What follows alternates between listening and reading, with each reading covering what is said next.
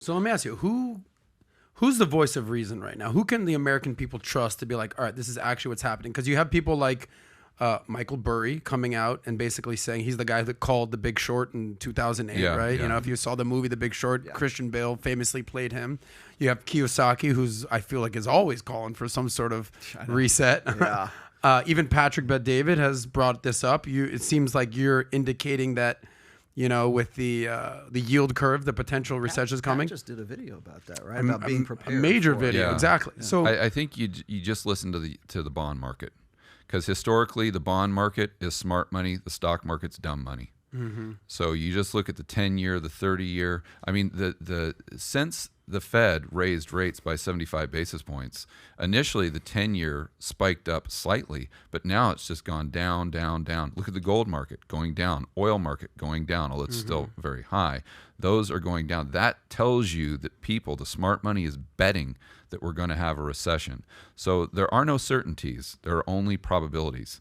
But right now, if I was someone with a sizable portfolio, I would be positioning for taking advantage of asset prices going lower in the future. Okay, so let's stop right there. So, you know, they always say buy the dip, right? You know, if you're an average American, right, you're making 50 grand a year, maybe, you know, you got your head on, you know, you got some investments, you're saving, you've got some debt, you're trying to get rich on crypto, you know, you hear this recession talk, you got smart guys like George Gammon saying, hey, you know, prepare yourself for this.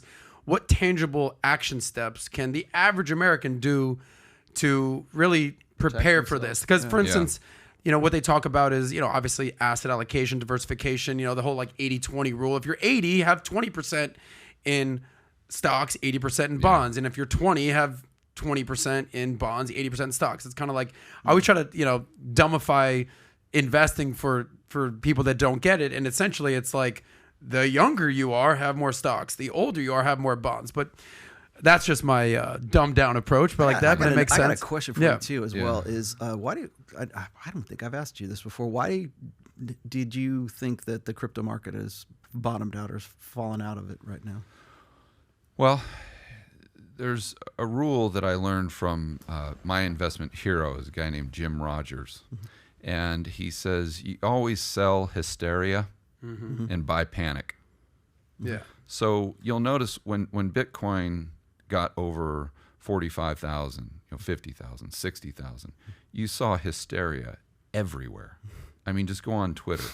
You know, if you were to even mention that there might not be a 100% probability that Bitcoin was going to $1 million, to 100,000 is what they're saying. 100,000 by the end of 2021. Yeah, you would have been absolutely absolutely crucified. You had people saying that you should take out a mortgage on your house to buy Bitcoin. You had people saying that you should max out your credit cards to buy Bitcoin. Well, in November it got up to 69,000, and that's when it started to teeter off. Yeah, so you just use that as a rule. So even if you're long-term Bitcoin, nothing goes up in a straight line. Nothing. Right. So then what you do is you wait for panic to add to your position. So what would panic look like? If you get a guy like Michael Saylor having to sell, if you stop seeing all the commercials on CNBC. Another thing that I'm, you know, the Bitcoin conference is here in Miami, as you guys know. In June, I was there. Yeah, so one of the things that I'm doing is I'm trying to monitor the ticket sales for the Bitcoin conference. So let's say last year they had 15,000 in ticket sales. Next year, if they have 5,000, okay, now I'm getting interested. And if the year after that they have 1,000, now I'm really, really interested, because Bitcoin's dead. Oh, no one would in their right mind would buy cryptocurrency. That's panic, and that's when you want to consider buying again. It's just like real estate in 2012. You know, I retired in 2012, and I went head first into real estate, and everyone was telling me that I'm crazy. George, don't you know that real estate always goes down? It never goes up in price. It's been coming down since 2006. It's the worst thing you can possibly invest in, right? When you start hearing that, you know you're onto something. I mean, that's one of kind of my rules of investing, is just go ahead and tell your friends and family members your idea. If they say, oh my gosh, that's a fantastic idea, how can I do that?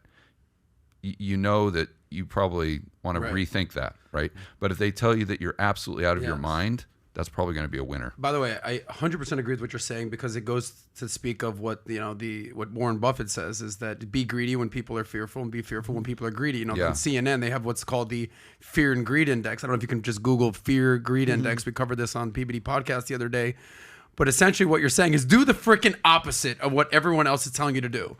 Like if you get in an Uber and your Uber driver is like, yeah, I just got some Cardano and Solano and I'm buying I'm GameStop and I'm doing all this. It's like, what? You don't. Yeah, or at least that's where you can be a little fearful. Wait to add to your position. Extreme fear. This is what's called the sentiment theaters. That's moving the market right now. Right? What emotion is driving the market now? If you looked at this in 2020. Sorry, maybe 2021, when after all the printing and the quantitative easing and the buying of bonds and all that fun stuff, it was extreme greed, right? Dogecoin was worth 50 cents. In 2021, it would have been extreme greed. So what this is telling you is short term, there might be a buying opportunity, but it all depends on your time horizon. 100%. Are you trying to guess what's going to happen in 3 months or 6 months? Or are you trying to say, okay, what are the probabilities of X, Y, Z event happening in 5 years, 10 years? Yes. And I'm going to go ahead and just build a position slowly based on hysteria and panic. So if you like that clip, click right here to watch another. Or if you want to watch the entire Soscast, click right here.